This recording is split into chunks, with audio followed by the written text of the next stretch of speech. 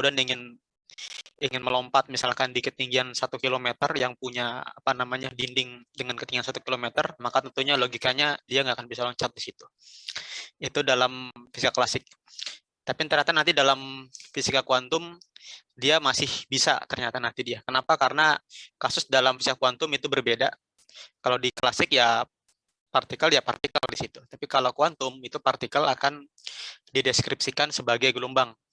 Nah, kalau gelombang itu artinya dia masih punya yang namanya sifat refleksi dan sifat transmisi. Jadi artinya nanti ketika dia melalui suatu penghalang, dia nanti sebagian gelombangnya itu dapat direfleksikan dan sebagian lagi dapat diteruskan seperti itu.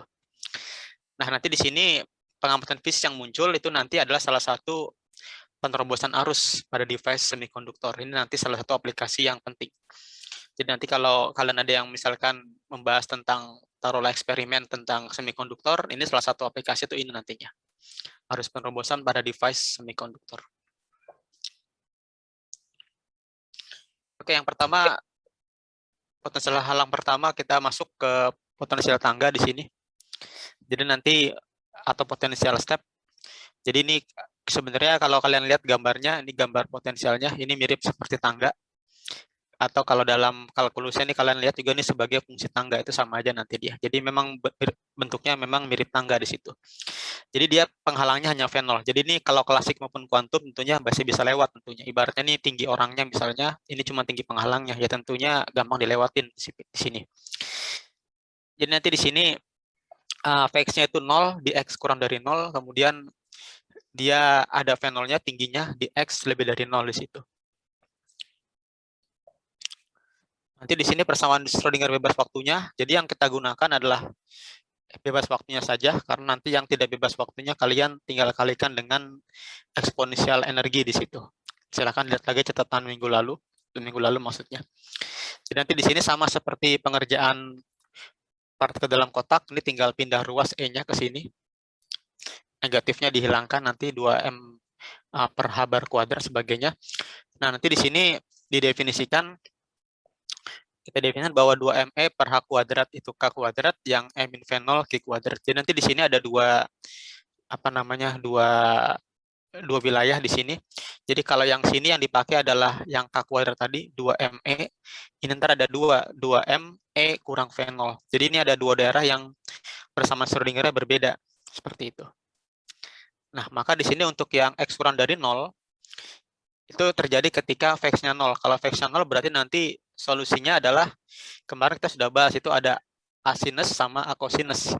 Tetapi di sini, kenapa dipakai eksponensial kompleks, itu karena kalau yang kemarin, itu dibatasi oleh dua dinding, di mana partikel itu nggak bisa tembus ke sana. Juga nggak ke sana, hanya di kotak aja. Tapi kalau ini lain ceritanya. Artinya ceritanya adalah bahwa partikel itu datang dari yang jarak min hingga, menuju jarak X sama dengan 0. Sehingga nanti bentuk solusinya adalah bentuk solusi ini. Nah, ini kenapa tidak ada koefisien? Ini sebenarnya ada alasannya. Jadi kalau mau pakai koefisien juga boleh, tapi biasanya orang nggak menggunakan ini. Satu, positif, satu lagi negatif. Dan R ini namanya adalah koefisien refleksi. Jadi artinya, kalau kita lihat dari gelombang sini, kalau digambar nih gelombangnya begini kira-kira ya, ke sini. Kemudian ketika dia kena penghalang sini, sebagian direfleksikan di sini, sebagian lagi masih begini. Jadi artinya yang ini itu artinya gelombang datang, ini artinya. Ini gelombang datang, ini gelombang yang terpantul di situ. Dan untuk X lebih dari 0, solusinya cuma satu. Kenapa nggak dua? Dua sebenarnya boleh, secara matematis dua boleh, yaitu plus sama minus, itu boleh dua-duanya. Tetapi di sini yang memiliki fisis cuma satu. Kenapa demikian? Karena ketika partikelnya ke sini dia akan diteruskan terus, tidak akan mungkin ada yang terpantul. Kecuali kalau di sini ada penghalang lagi baru terpantul. Tapi kalau ini nggak ada penghalang, maka dia akan diteruskan terus ke sini. Maka walaupun secara matematis dia memiliki dua solusi, tapi yang diambil cuma satu, yaitu yang solusi yang positif, yaitu gelombang yang diteruskan. Nah, T ini dinamakan koefisien transmisi atau koefisien yang diteruskan di situ. Nah, nanti di sini untuk melihat seberapa besar koefisien R sama T-nya, maka kita definisikan rapat flux yang mengalir. Jadi bentuknya seperti ini. Ini kalau dalam listrik magnet ini namanya rapat arus namanya dia. Ini juga sama aja nih sebenarnya rapat energi gelombang sebenarnya nanti di sini. Jadi nanti untuk daerah X kurang dari 0, fluxnya nih kalian masukkan U-nya, nih jadi ini nanti. Masukkan U-nya, kemudian dimasukkan lagi seperti ini. Dan nanti di sini kalian kerjakan seperti biasa nanti di sini. Ini CC itu artinya konjugat kompleks, itu yang ini sebenarnya ini. Ini dia hanya mengerjakan yang bagian ini aja nih. Yang ini aja yang dikerjakan, yang ininya belum dikerjakan. Jadinya ini itu sebenarnya ini yang ininya nih. Jadi ntar kalian kerjakan 2 kali. Ini adalah kompleks konjugat. Ini kan konjugatnya nih. Yang tidak ada bintang, sekarang bintang. Ini yang bintang, tidak bintang. Nanti kalau kalian kerjakan, dapatlah bentuk yang seperti ini. Itu untuk X kurang dari 0. Gimana untuk X lebih dari 0 juga sama. Kerjakan aja fluxnya, nanti dapat seperti ini. Nah, nanti di sini sama seperti kemarin, kalau kita lihat, ini bentuknya seperti ini. Berarti di sini ketika tepat di titik persimpangan sini, titik batas ini, maka di sini gelombang di titik X sama dengan 0, baik yang di kiri maupun yang di kanan itu sama, nilainya sama. Juga gradiennya. Gradien itu artinya kemiringan. Jadi kemiringan dari gelombang ini ketika dia tembus ke sini, jadi kalau kalian gambar gini misalnya, maka kemiringan di titik sini sama. Kemiringan di gelombang ini dengan kemiringan di sini itu sama. Sehingga nanti di sini syarat kontinuitasnya ada 2. Satu, fungsi gelombang harus sama, yaitu ketika U-nya di X kurang dari 0 dengan U X lebih dari 0 di titik. Hati-hati ini. Jadi kalian masukkan X sama dengan 0, maka dapatlah 1 tambah R sama dengan T. Juga gradien. Gradien itu artinya kemiringan. Jadi du dx. Du dx di sini, jadi kalian turunkan dulu 1 kali. Dx sama kurang dari 0 dengan du dx di X lebih dari 0. Kemudian kalian masukkan X sama dengan 0. Maka terdapatlah bentuk yang seperti ini. Nah, dari sini ke sini, nanti kalian 2 persamaan ini, kalian mendapatkan nilai R dan nilai T. Di sini nanti dia. Jadi dinyatakan nanti dalam K sama Q. Dan nanti untuk lebih ininya lagi, flux gelombang pantulnya adalah seperti ini ntar. Ini gelombang pantulnya, ini gelombang transmisinya. Tentunya tinggal dibalik saja nanti di sini. Nah, nanti di sini flux itu pada dasarnya adalah menggunakan prinsip kekalian energi. Maka nanti logikanya ruas yang satu yang tadi berlaku juga nanti flux yang di kiri nih, itu dengan flux yang di kanan itu sama untuk titik X sama dengan 0 seperti itu. Jadi nanti di sini kalian bisa hitung nanti. Jadi kalau kalian ingat mata kuliah gelombang, kalian tentunya akan ketemu dengan ini nanti nih. Kalau membahas tentang yang namanya gelombang yang terpantul dan gelombang yang bertransmisi, itu pasti ketemu nanti sama yang persamaan ini nanti. Bentuknya mungkin beda bentuknya, tapi idenya sama. Dari syarat kontinuitas di suatu titik titik batas di situ. Satunya lagi dari fungsi gelombang, satunya lagi adalah dari fungsi gradien seperti itu. Oke, silakan. Ada yang mau ditanyakan sampai sini?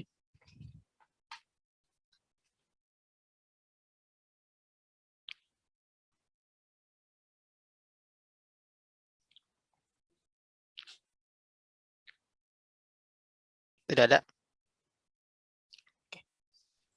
Tidak, Pak. Oke, yang kedua adalah potensial sumur. Ini mirip seperti potensial Tahingya kemarin, hanya perbedaannya ini sumurnya ketinggiannya ya sebesar V0 di bawah di situ dia nanti. Jadi artinya partikel itu dia di atas, nanti dia bergerak ke atas, kemudian dia terpengaruh oleh potensial ini, maka nantinya dia tentunya kalau ada potensial ya sama seperti penghalang di situ nantinya. Cuman di sini bedanya adalah bahwa nanti dia punya 3 daerah. Daerah di sini, daerah X kurang dari minus A, daerah di sini, satu lagi daerah di sini. Dan kalau daerah di sini kalian bisa tebak, ini mirip seperti partikel dalam kotak nantinya di sini ya. Tapi sekarang perbedaannya adalah dia ada potensial V0. Kalau kemarin partikel dalam kotak ini tidak ada V0-nya, yaitu 0 di situ. Nah, jadi ntar caranya sama aja nanti. Caranya adalah kalau yang sebelah sini dan sebelah sini karena nantinya tidak ada potensialnya, maka ini tinggal satu saja, 2ME H bar kuadrat, yang tengah-tengah ya E tambah V0 nanti di sini. Schrödingernya ya begini aja, ntar tinggal kalian lihat di X sama dengan 0 itu berapa, kemudian di X kurang dari minus A itu yang mana, yaitu yang ini nanti. Ini kalian bisa tebak, ini sama, berarti ini di X kurang dari minus A, gelombang itu datang, kemudian dia ada yang terpantul karena melewati sumur. Kemudian untuk yang di U ini gerak bolak-balik, QX sama minus QX.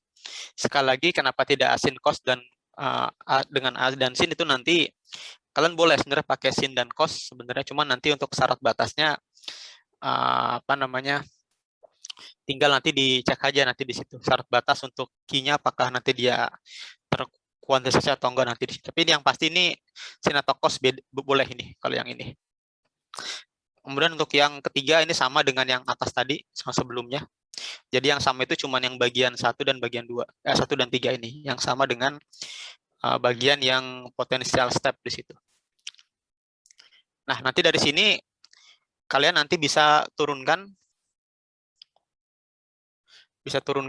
yang namanya ini, nanti kalian ini kebetulan karena solusinya panjang, nanti kalian bisa cek nanti berapa koefisien refleksinya, berapa koefisien transmisinya. Nanti kalian bisa mempelajari berapa nilai R sama T ini nantinya dia. Nah, ini mungkin nanti akan jadi latihan kalian nanti di sini. Jadi ntar sebenarnya dari sini belum selesai dari sini ya. Jadi kalau solusinya aja ya begini aja solusinya. Tapi ntar ketika kalian ingin membahas tentang berapa R-nya, berapa T-nya, maka nanti kalian mengkaji ntar dari sini. Ini nanti kalian tinggal ikuti aja nanti di sini. Pakai definisi ini, kalian masukkan masing-masing apa namanya, masing-masing U-nya di situ nanti. Kemudian ambil sifat apa namanya kontinuitasnya di sini ada 2. Nah, di sini nanti. Jadi nanti di sini kalau untuk yang ini karena ada 3, maka ntar sifatnya juga sama. Bahwa nanti di sini fungsi gelombang yang sebelah kiri dengan yang ini sama. Ntar yang di X sama dengan, nah fungsi gelombang yang di sini dengan yang di sini sama. Maka nanti dari sini kalian akan mendapatkan yang namanya koefisien R dan koefisien T di situ. Nanti untuk menghitung fluxnya tinggal dimasukkan saja berapa R-nya, berapa T-nya nanti. Jadi untuk yang pertama dan yang kedua, itu dia energinya sama-sama di atas V0 di situ. Jadi artinya kalau secara klasik pun itu dapat terjadi. Artinya nanti dia si partikel itu dapat loncat melalui potensial hambatan seperti itu. Nah, sekarang yang terakhir adalah potensial. Ini sebenarnya sama aja dengan potensial penghalang sebenarnya. Cuman ini biar nggak bingung dengan judulnya, maka dikatakan ya udahlah potensial rintangan aja. Nah, ini kasusnya agak beda. Kasusnya adalah bahwa ini tingginya itu lebih dari energi totalnya. Jadi yang sudah saya katakan tadi, kalau orang misalnya tingginya 2 meter, dia ingin melewati penghalang yang tingginya 1 kilometer, logikanya nggak bisa. Karena nggak mungkin bisa loncat seperti itu. Tapi ntar dalam kuantum boleh loncat. Karena nanti dia, ini dalam kuantum selalu kita menganggap bahwa partikel itu adalah gelombang. Kalau gelombang, maka dia boleh bertransmisi di situ. Schrödingernya sama, tidak masalah di sini.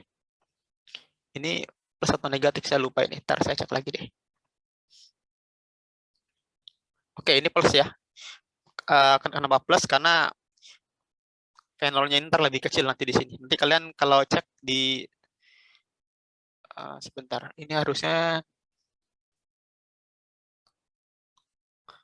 negatif harusnya ini. Sebentar nih, ada yang salah, ini harusnya negatif harusnya, bukan positif ini. Ini harusnya negatif harusnya, bukan positif. Tadi salah copy berarti ini. Jadi ini tetap negatif ini, salah. Nanti akan diubah nanti.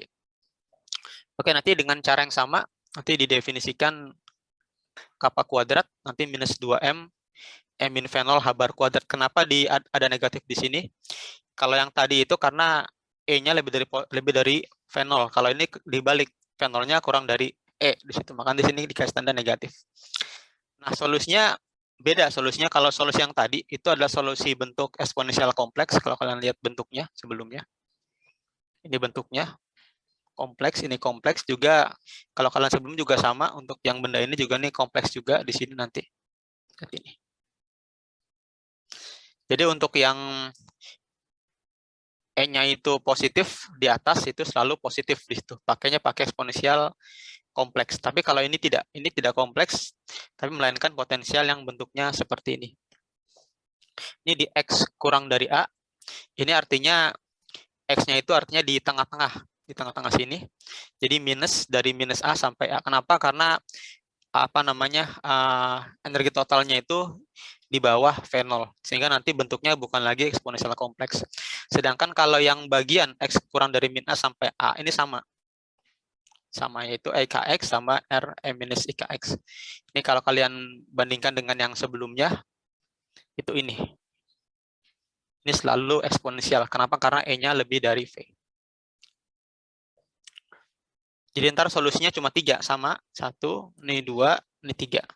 Jadi nanti dia ada 3 solusi. Ini yang salah nanti akan saya ubah nanti. Oke, jadi nanti dari sini kalian juga bisa melihat berapa koefisien refleksinya, berapa J-nya. Nah, jadi nanti J di sini, kalau nanti kalian dapat J-nya, berarti itu artinya ada arus yang menerobos gitu. Jadi kalau J-nya itu misalkan 0, berarti jadi tidak ada arus yang menerobos. Jadi J di sini merupakan flux arus nanti di sini. Jadi nanti kalian bisa cek nanti apakah J-nya di sini itu 0 atau enggak. Nah, nanti kalian bisa cek nanti dari sini, nanti dari solusi ini kalian bisa cek J-nya itu 0 apa enggak. Kalau J-nya 0 berarti dia sebenarnya 0 sebenarnya. Artinya nanti dia itu tidak ada arus yang ngalir. Seperti itu. Tapi kalau dia tidak 0 itu berarti ada. Dah. Oke, silakan ada yang mau ditanyakan sampai sini?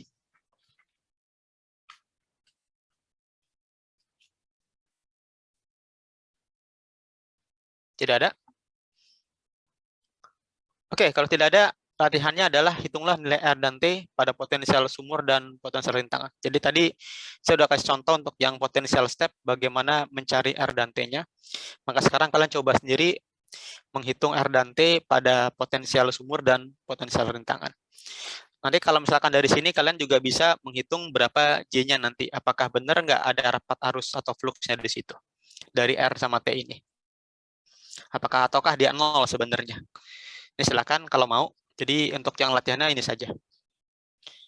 Oke, silakan. Ada yang mau ditanyakan?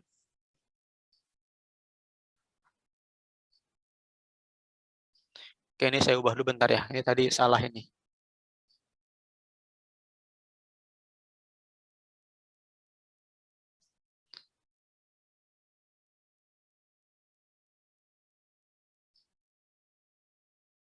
Ini harusnya.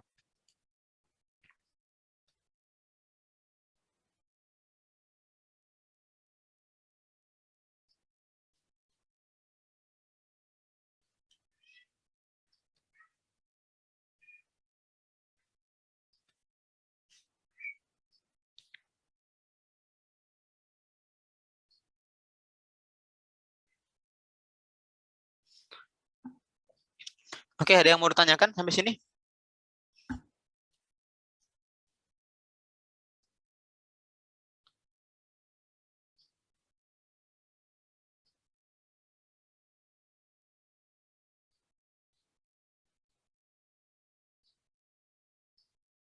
Oke, kalau tidak ada, silakan dicoba. Nanti kalau ada yang kesulitan bisa ditanyakan nanti di sini. Bisa lewat WA, bisa juga nanti lewat Zoom. Nanti kebetulan nanti Zoom-nya itu hanya sekitar 20 menitan lagi. Jadi kalau mau ditanyakan lewat Zoom juga boleh, silakan.